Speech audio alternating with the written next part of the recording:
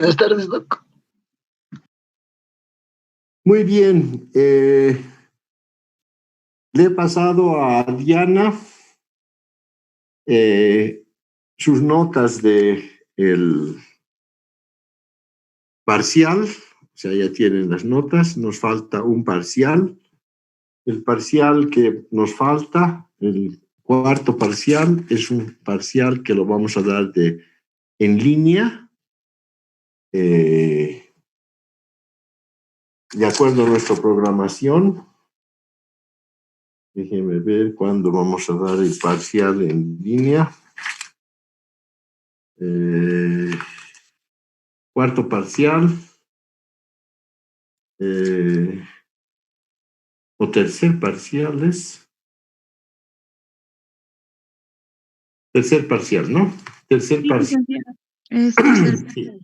Tercer parcial que es en línea, que va a ser el día miércoles 2 de diciembre. Este examen en línea va a ser de los temas de la tercera parte del programa que vamos a empezar a avanzar el día de hoy. Para el día de hoy vamos a desarrollar el tema 9 y 10 y los temas 11, 12, déjenme ver, hoy vamos a desarrollar el tema 9 y 10, los temas 11, 12 y 13, ya se los he mandado también a Diana para que lo comparta con ustedes. Los temas 11, 12 y 13 los vamos a desarrollar el miércoles. Normalmente los miércoles no tenemos clases online, pero el miércoles 25, que es el próximo miércoles, sí vamos a tener clases porque estamos atrasados, quiero cerrar la materia.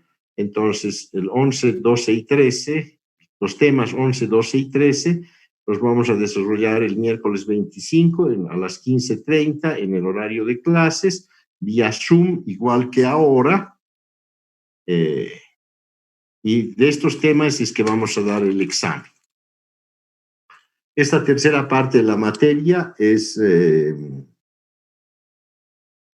corresponde a la planificación en Bolivia, ¿ya?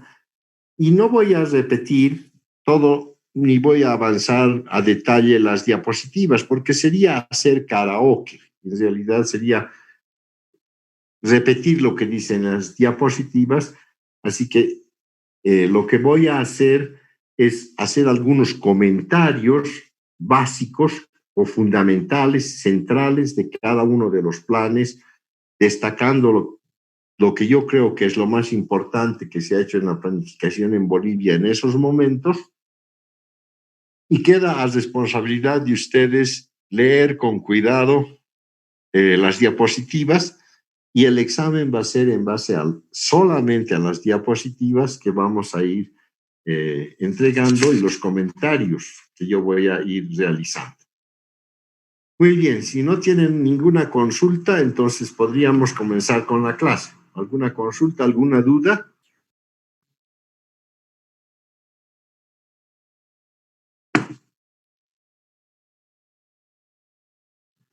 Muy bien. Les voy a pedir, por favor, que apaguen todos sus micrófonos para que no haya interferencia. A no ser que tengan una pregunta, activan el micrófono para hacer alguna pregunta o algún comentario. Mientras tanto, les ruego, por favor, que lo tengan apagado. Si no tienen ningún comentario, ninguna duda, entonces vamos a comenzar con esta tercera parte de la materia, que es la planificación en Bolivia.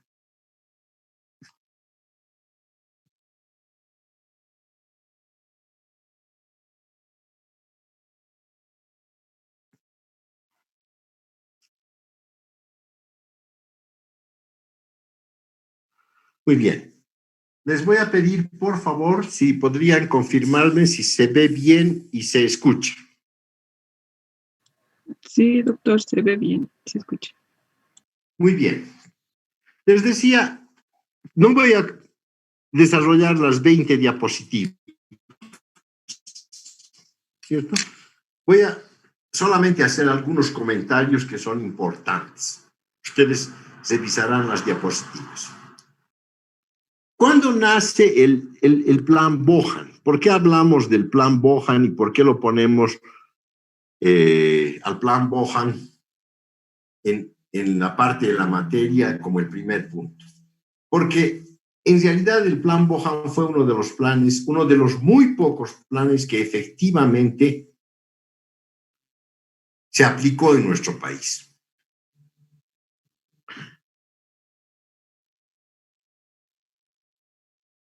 Muy bien. Después de la guerra del Chaco, quedó en una situación económica, social muy complicada. Bolivia perdió la guerra del Chaco, saben ustedes. Se perdió la guerra del Chaco. Fue una guerra que normalmente se piensa que Bolivia fue a esa guerra para proteger sus recursos naturales, el petróleo que estaba en el Chaco. Pero en el fondo no fue eso. O sea, no fue para ir a la defensa de los recursos naturales, que ni siquiera se sabía cuántos de recursos había en esa zona. ¿Ya?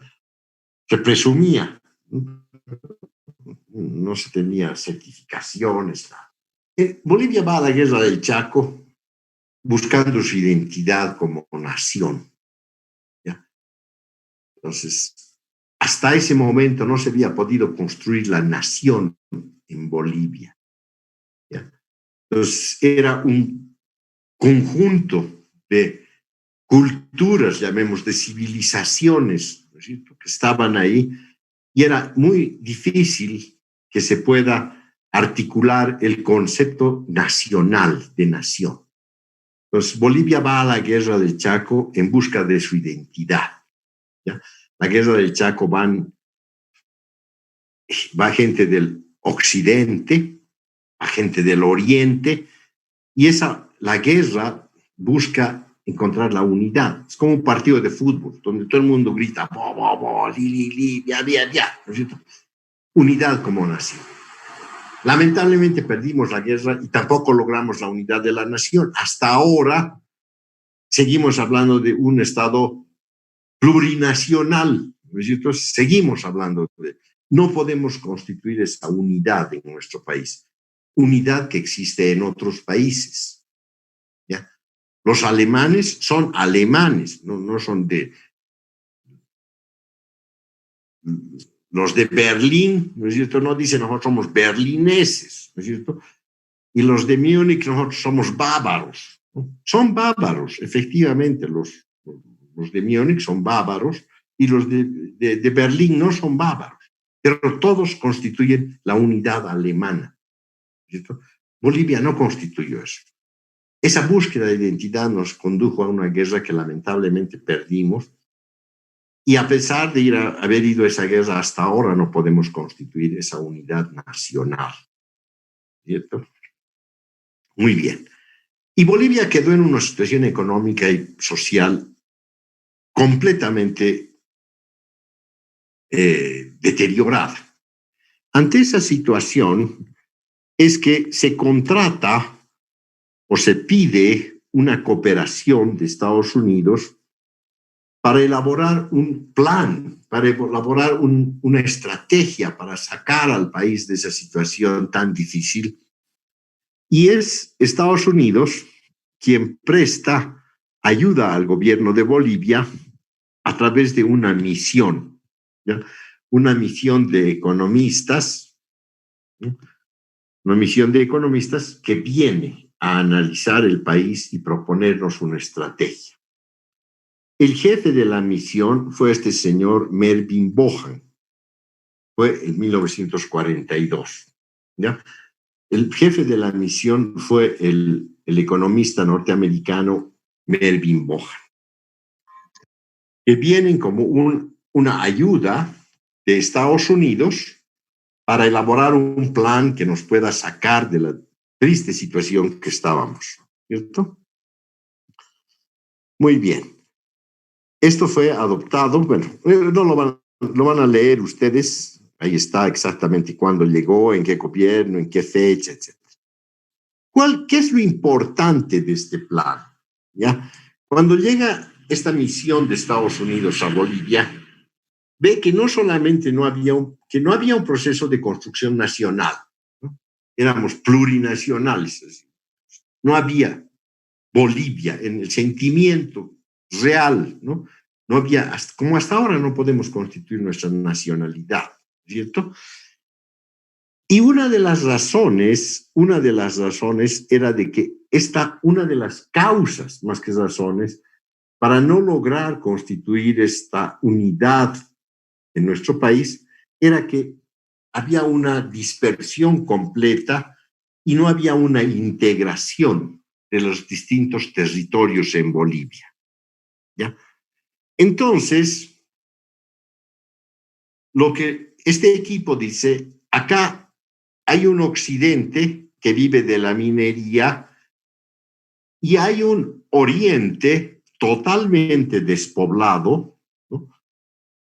Con muchísimas riquezas, ¿no? Especialmente todo lo que es la frontera, la producción agrícola, ¿no?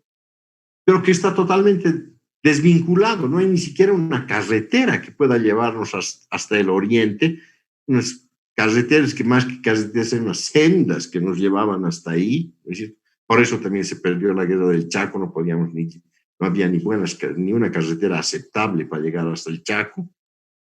Entonces dicen, es necesario llegar a esos territorios despoblados. ¿Quiénes viven ahí?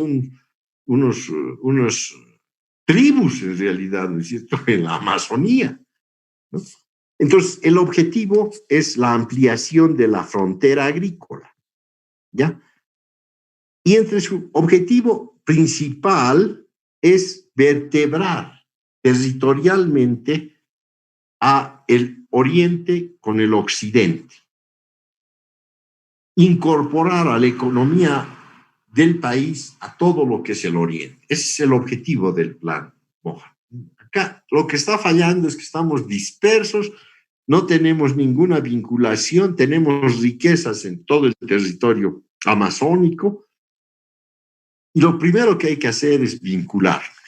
Entonces, uno de los objetivos específicos fundamentales es una carretera Cochabamba-Santa Cruz. Ya había la carretera La Paz-Cochabamba, ¿ya? No estaba asfaltada, pero asfaltar la carretera hasta Cochabamba, pero ampliar hasta el oriente, llegar hasta Santa Cruz. Y ahí es que se construyen las carreteras. Ahí es que llegamos al oriente, llegamos a Santa Cruz, llegamos a El Beni. Y entonces, eso ha sido el objetivo, ¿ya? Llegar a Santa Cruz, vamos a Santa Cruz, ahí hay tierras, hay riqueza, ¿no? Son zonas deshabitadas muy ricas en todo lo que es Santa Cruz, norte de La Paz, todo el oriente, toda la parte amazónica, ¿ya? Entonces, el objetivo de el plan Boja. Hay otros objetivos, ¿cierto?, que son objetivos más específicos, pero menos importantes. Pero no solamente era incorporar a la agricultura, sino aprovechar toda la riqueza de recursos naturales, básicamente de hidrocarburos que había en toda la zona del oriente, ¿no? Entonces, llegar al oriente, explotar la tierra, pero también explotar el petróleo, el gas que había ahí, ¿ya? Entonces, por lo menos para alcanzar el autoabastecimiento, porque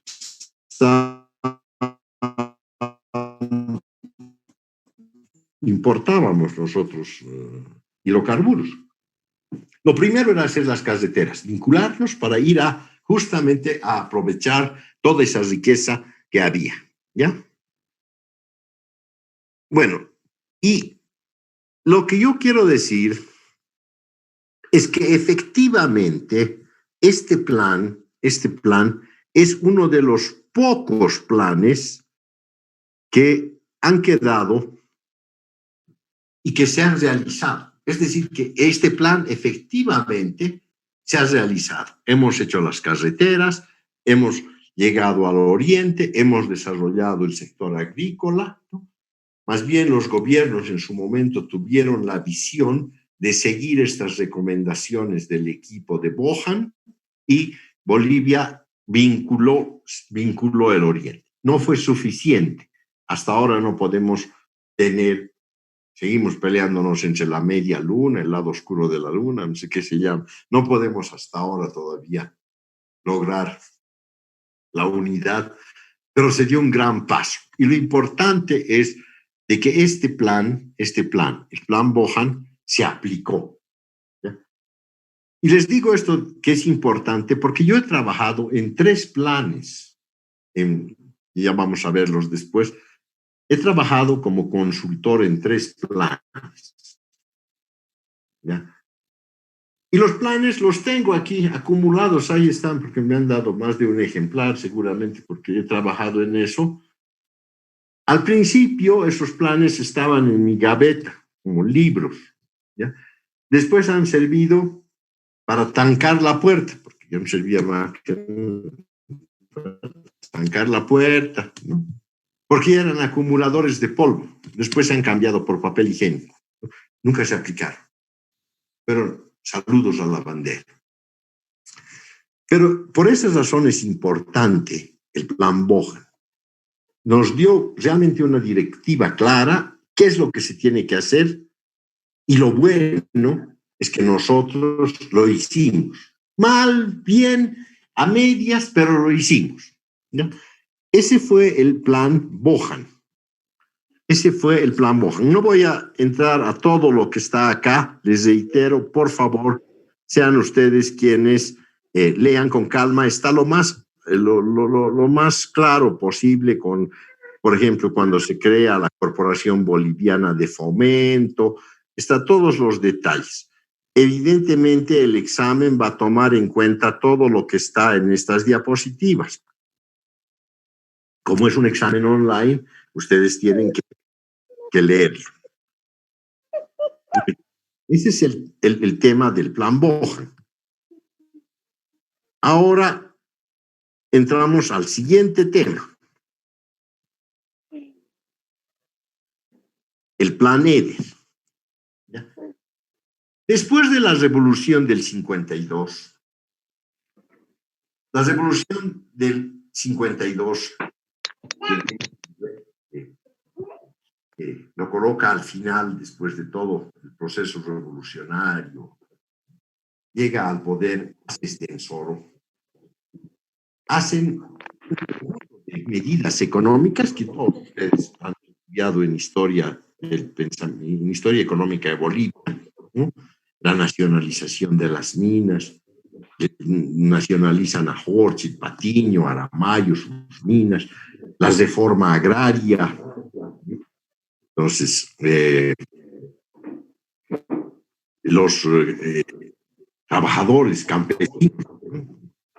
campesinos significa trabajador del campo, se agarraron las haciendas de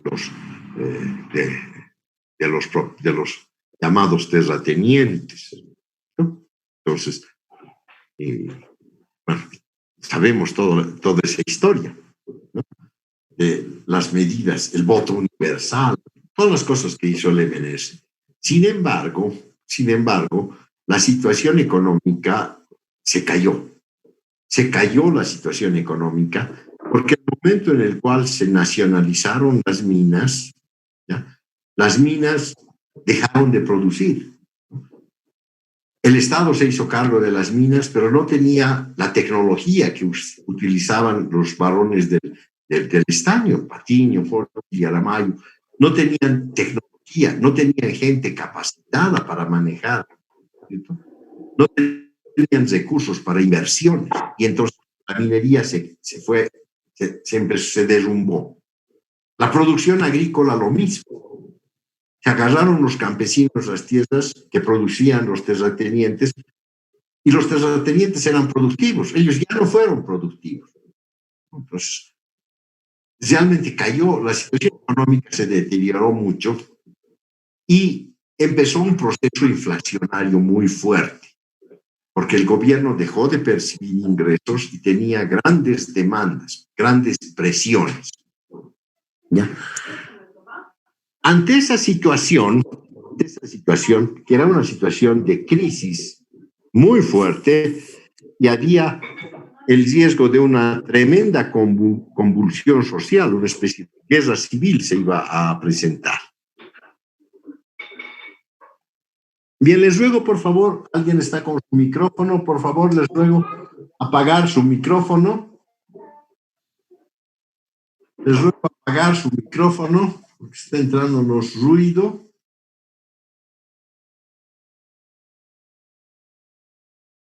Gracias. Muy bien, entonces estábamos en una situación de límite donde podíamos llegar a una situación de una especie de guerra civil. La situación estaba muy complicada. Y entonces, ante esa situación, ante ese contexto político, ¿no?, tan complicado, ¿no? Miren, ahí van a ver ustedes los datos, ¿no? Cómo había aumentado la cantidad de dinero, ¿no es cierto?, el circulante, cómo había aumentado. O sea, ya una inflación tremenda, la deuda externa, las pugnas dentro del propio MNR. Realmente era una situación muy difícil, ¿no? Un problema entre Víctor Paz Estenssoro, entre Siles, Lechín, la COB. Realmente era una situación muy difícil y la economía estaba ya por los suelos. Ante esa situación, lo que se hace es pedir otra vez ayuda a alguien que nos ayude a salir de esto, ¿ya? Y entonces, el presidente Paz Estenssoro pide a las Naciones Unidas de que puedan colaborar con una misión, como se hizo en su momento para el Plan Bohan, y vino Melvin Bohan y el equipo de Estados Unidos. Se pide de que haya una misión que pueda salvar la situación en Bolivia. Entonces, Paz Estenssoro pide a las Naciones Unidas que nos puedan colaborar con una misión que venga a salvarnos, ¿ya? Y entonces Estados Unidos conforma un equipo, básicamente de Estados Unidos, o sea, Naciones Unidas conforma un equipo, pero básicamente con cooperación norteamericana también, que vienen a hacer una propuesta de solución. Y esto era justamente un señor llamado Eder. Por esa razón es que se llama Plan Eder.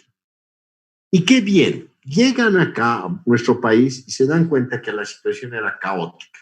Una inflación incontrolable, caída de la producción. Entonces, lo que plantean es aplicar un programa de estabilización monetaria. Un programa de estabilización monetaria. Similar a lo que veremos la siguiente clase, similar a lo que fue el 21060, muy similar a lo que fue el 21060.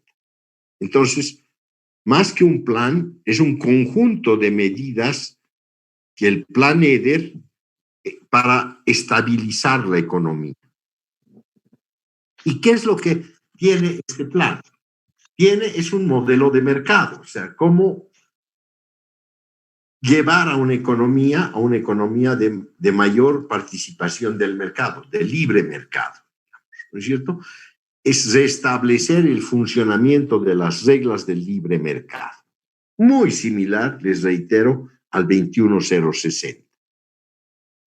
Pero esto costaba dinero, ¿no es cierto? O sea, cualquier programa de estabilización tiene que tener un respaldo monetario. Y es así que en ese momento se busca constituir un fondo, ¿ya?, para poder enfrentar la crisis.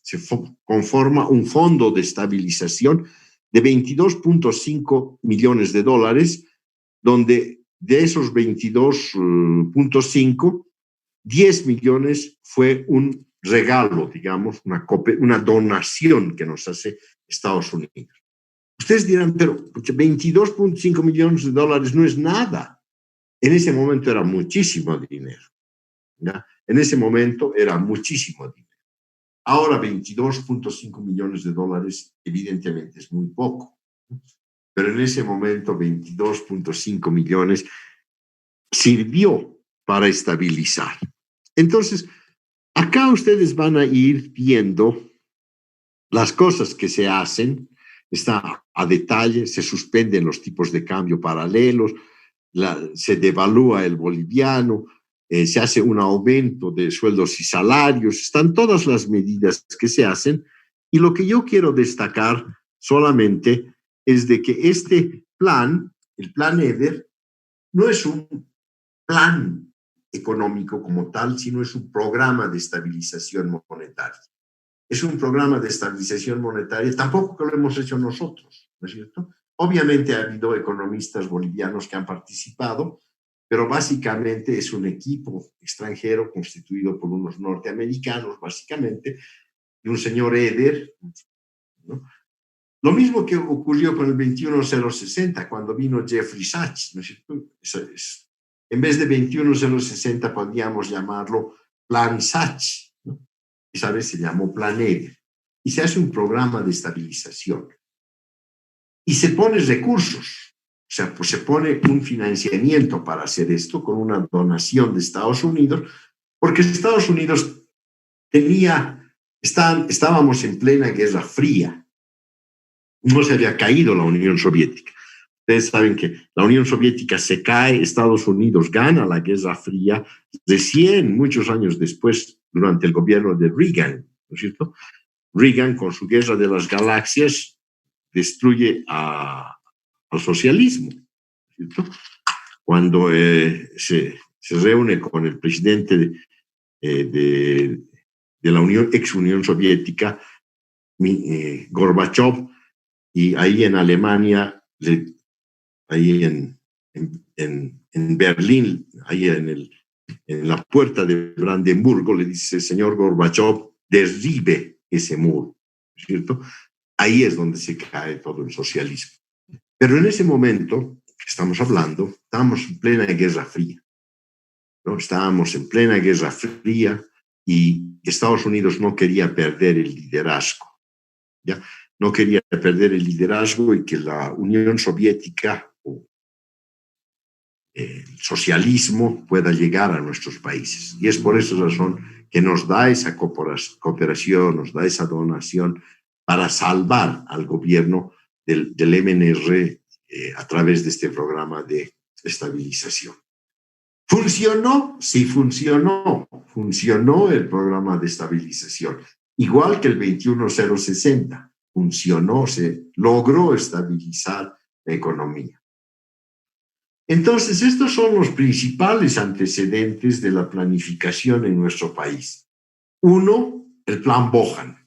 El Plan Bohan, que como les decía, el Plan Bohan ha sido un plan que nos ha mostrado qué es lo que no logramos ni con la guerra del Chaco ni hasta ahora, pero construyó las bases porque se aplicó el plan de la integración del país, básicamente de la integración del Oriente. Entonces, más, menos, bien o mal, se aplicó el Plan Bohan. Y después de la revolución del 52, la crisis económica era tan grande que teníamos que hacer un plan para salvar al país. Y este plan de estabilización se llamó EDER, porque el jefe de la misión fue EDER, y también se aplicó este plan y se logró estabilizar la economía. Se logró estabilizar la economía con este plan EDER.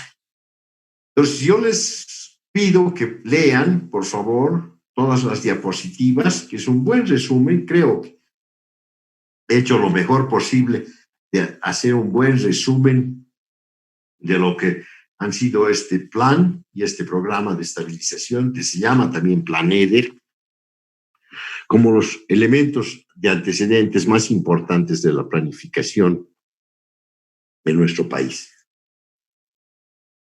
Bien, leer todas estas cositas sería, reitero, hacer karaoke. Tenemos la lista. Consultas, escucho si tienen ustedes comentarios sobre esto.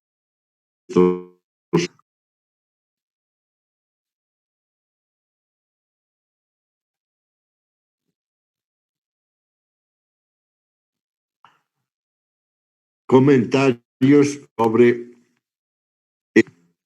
lo que fue el plan Bohan y lo que... Disculpe. Bueno, buenas de las misiones.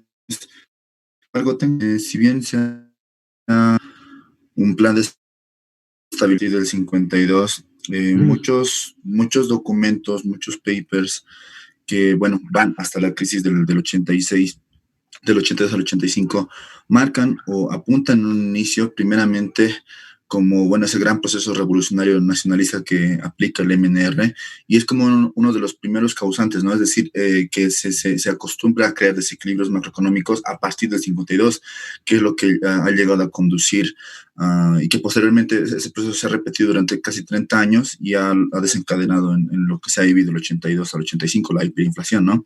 Entonces, pero esa era mi pregunta, licenciado.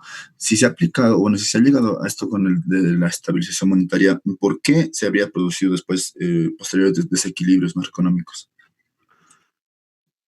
Pero lo que ocurre es de que lo que ocurrió en el 85, y lo vamos a ver, y se aplicó el 21060, fue igual una tremenda crisis económica, ¿no? Y el 52-54 fue justamente igual una crisis económica tremenda, ¿ya? Ante esa situación se aplicó un programa de estabilización que logró estabilizar la economía. En ese momento, no significa que ese plan de estabilización iba a servir para los próximos 100 años, ¿no? Para ese momento, ¿ya?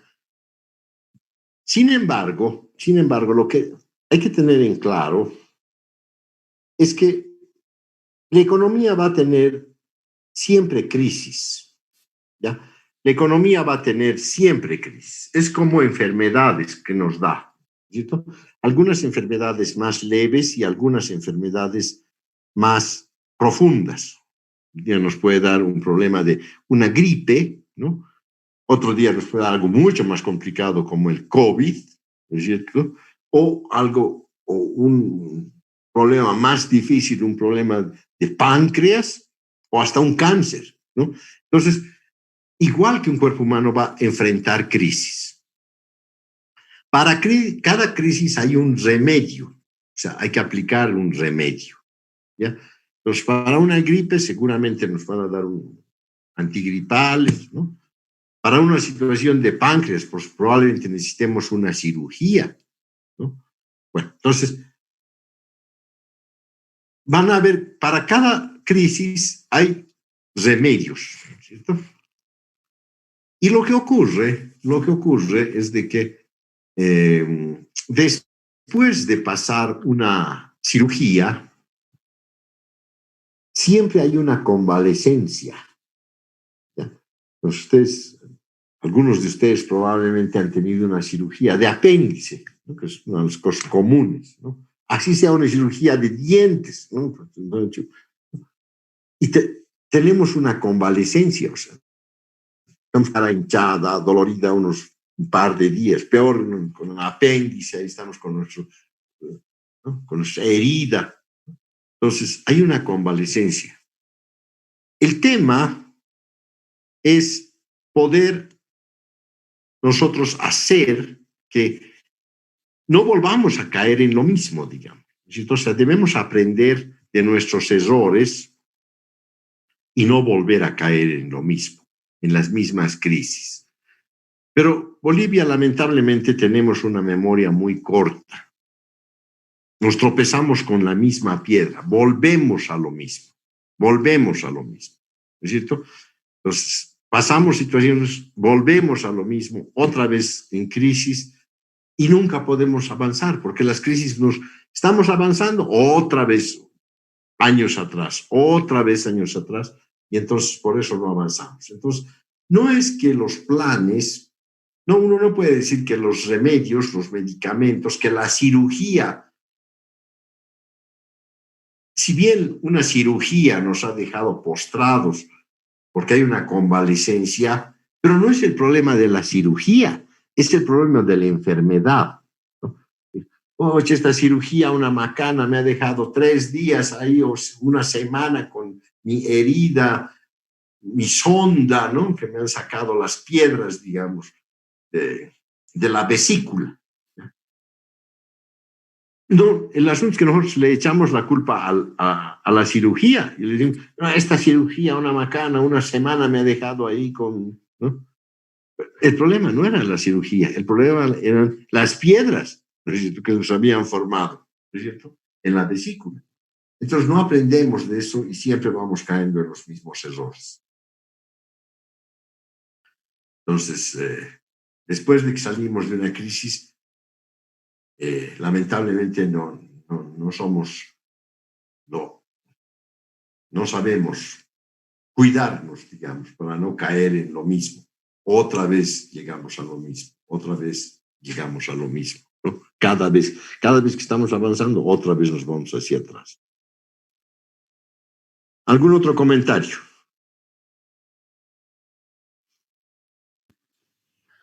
Buenas tardes, doctor. Yo quisiera saber, bueno, usted habla de las medidas y sabemos muy bien que realmente nuestro país en la actualidad está pasando por este problema de los regionalismos, especialmente en Santa Cruz, ¿no? Es bastante fuerte en estos últimos tiempos, aún más con todos los hechos que han sucedido, pero nosotros, ¿cómo se puede lograr la unidad o cómo podemos tratar de eliminar ese tipo de regionalismo que hay en el país, ¿no? Que está fuerte tanto en Santa Cruz como aquí en La Paz, ¿no? El regionalismo, siempre se dice, estos, ¿no? O sea, palabras, ¿no? A veces son tan divisorios aún más y se van alimentando más de eso, ¿no? ¿Cómo podríamos tal vez eliminar nosotros para el bien social, buscar esos buenos remedios? A los economistas clásicos, hace más de 200 años, 250 años atrás, dijeron, la única manera de unir a las culturas y borrar las fronteras es el libre mercado. ¿Por qué razón es el libre mercado? La economía de libre mercado. Porque entre comerciantes, ¿no?, entre negociantes, no hay problema de razas, no hay problema de culturas, porque son negocios, ¿ya? Entonces nosotros les compramos a los de Santa Cruz. Los de Santa Cruz nos compran a nosotros, ¿ya? Hay una complementación en algunas cosas, ¿no?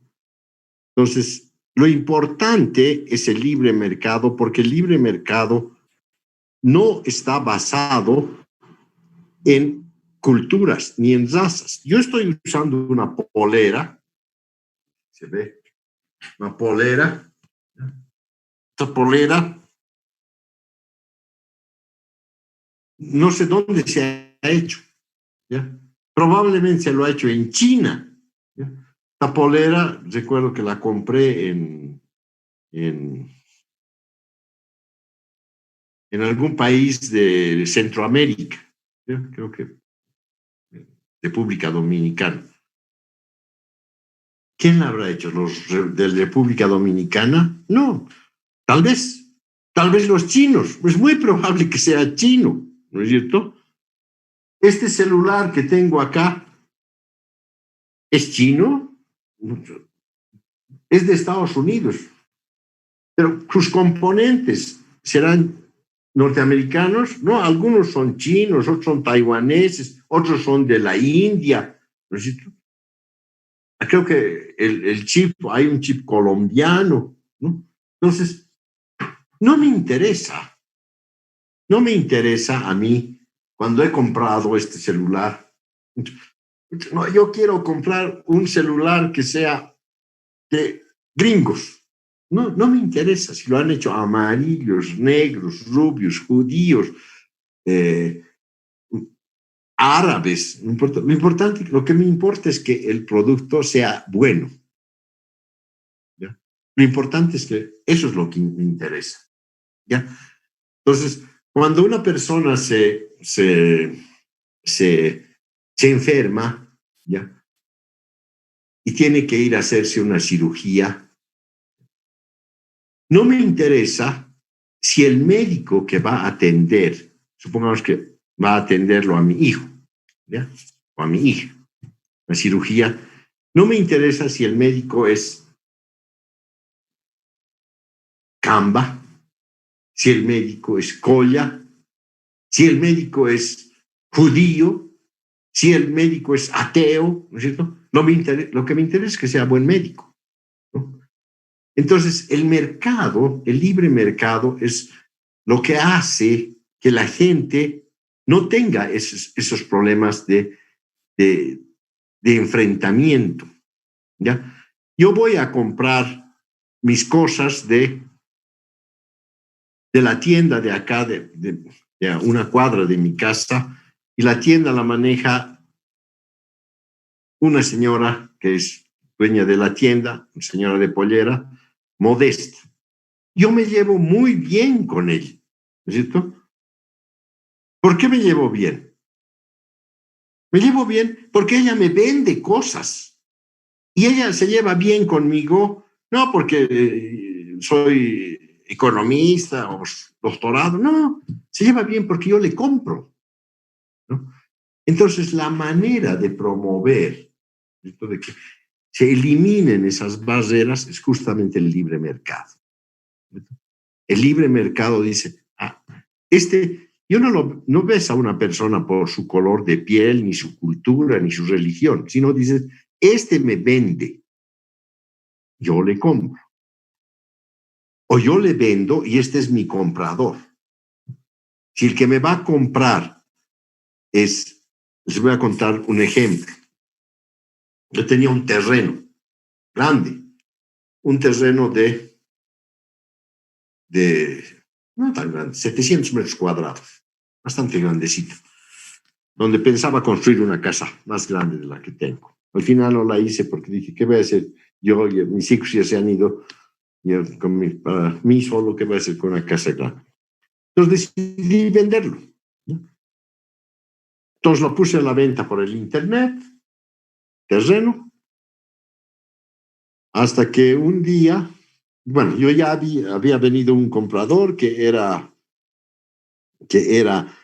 estaba muy interesado, dijo, hemos ido a ver el terreno, me dijo, me voy a prestar dinero, présteme fotocopias de sus papeles, me voy a prestar del banco, le voy a comprar el terreno.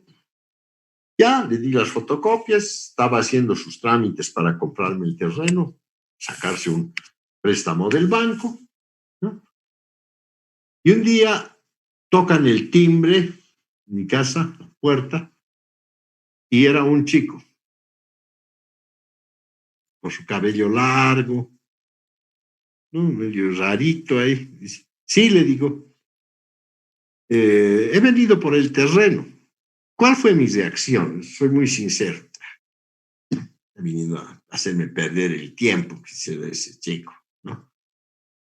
Pero nobleza obliga, ¿no? Entonces los recibí, le dije, sí, tengo un terreno, ¿cierto? Sí, me dice, yo ya he ido a ver el terreno, me gusta mucho el terreno. Pero yo dije, me está haciendo perder el tiempo este chico, ¿no? Entonces, pero le expliqué, ¿tiene los papeles al día? Sí, tengo todos los papeles. Me dice, me interesa mucho el terreno. Le digo, ya está comprometido, justamente para desligarme de él también, ¿no? Tenía que hacer otras cosas. Le digo, ya tengo comprometido un comprador y está haciendo el crédito. Entonces, una vez que logre su crédito, voy a arreglar con él. Me dice, yo estoy muy interesado, yo no necesito crédito, yo le voy a pagar en efectivo. Si usted está de acuerdo, en 1 hora le traigo el dinero en efectivo. Entonces dice, ¿cómo? ¿Cómo le digo? Sí, en 1 hora. Y a la hora llegó, pues volvió, ¿no es cierto?, con su mochila. Y en su mochila traigo los dólares. Aquí está, y me lo compró el terreno. ¿Cierto? Entonces, yo tenía una muy mala predisposición a esa persona. ¿Se dan cuenta? ¿Qué será este chico que viene aquí a molestar? Ahora, después se hizo amigo, ¿no? Me compró el terreno, se hizo amigo. ¿De dónde había tenido plata? Había sido un cumbiero, ¿no? Había sido el Código Fer. Alguna vez han debido escuchar un cumbiero. Yo nunca escuchaba, a mí no me gusta la cumbia. O sea, Código Fer, un montón de plata había tenido ese chico, cantor, el jefe de los de Código Fer, ¿no? Entonces, vino con la plata, así en efectivo, y hicimos el negocio. Ahí yo era el vendedor, él era mi comprador. No me interesaba si a él le gustaba la cumbia o el rock. Lo importaba es que me pague, ¿no? Y él me iba a pagar en efectivo, vino y me pagó en efectivo. Entonces, si queremos romper, hay que promover el libre mercado, porque ahí los intereses de uno, mi interés era vender y el interés de este chico era comprar. Ese era nuestro interés. Mi interés no era de que si él toca cumbia y a mí me hace daño la música de cumbia, no lo voy a escuchar, ¿no es cierto? Por supuesto. Pero no tenía ninguna relación la música que él hace conmigo, ni me va a afectar. ¿No es cierto? Él no le va a afectar. Tampoco a él le afecta que yo no vaya a sus conciertos de Código Fer, que a mí me gusta la música rock, ¿no? ¿Qué nos unía? Intereses comerciales. Él quería un terreno, comprar, yo quería vender. ¿Algún otro comentario?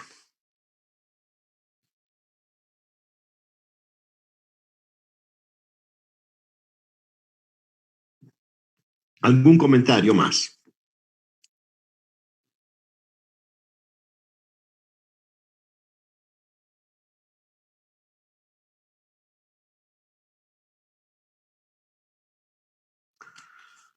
Muy bien, chicos.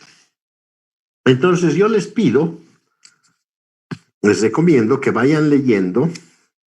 El miércoles vamos a tener clases, vamos a avanzar los otros temas, 11, 12 y 13, que son más, que no tienen tanta importancia como estos dos, que son fundamentales, el plan Bohan y el plan Eder.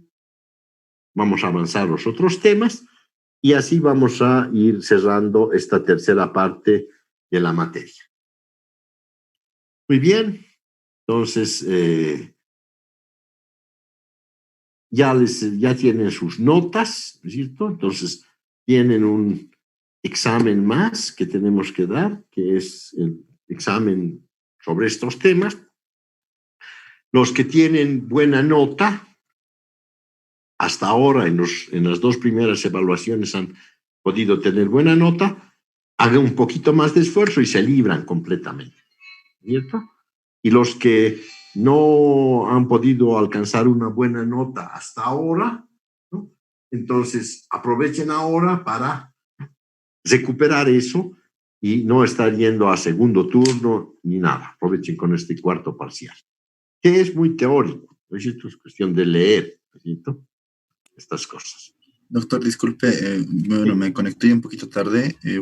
Dijo algo sobre el segundo parcial, sobre las notas. ¿Se podría repetir, por favor? Ya he entregado las notas. Ya se las he mandado las notas a Diana, ¿no? Entonces, le he pedido, por favor, que se los rebote a ustedes, pero ya le he enviado por correo electrónico a Diana las notas.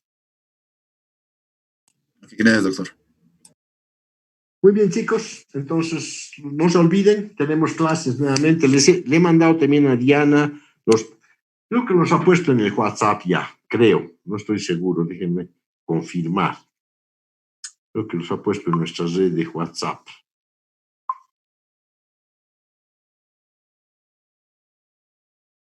Ah, no, creo que no está todavía.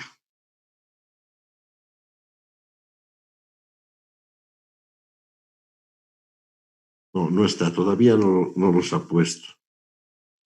Entonces, por favor, le vamos a pedir a Diana que lo ponga. ¿Ya? Ustedes también pídanle que les pase las notas y los temas. Muy bien, chicos, entonces los veo el día miércoles en clases nuevamente, igual que hoy. Chao, que les vaya muy bien. Hasta luego, doctor, gracias. Gracias. Hasta luego, doctor. Gracias. Que les vaya bien. Chao. Gracias. Hasta luego. Hasta luego, licenciado. Hasta luego, licenciado. Chao, chicas. Chao.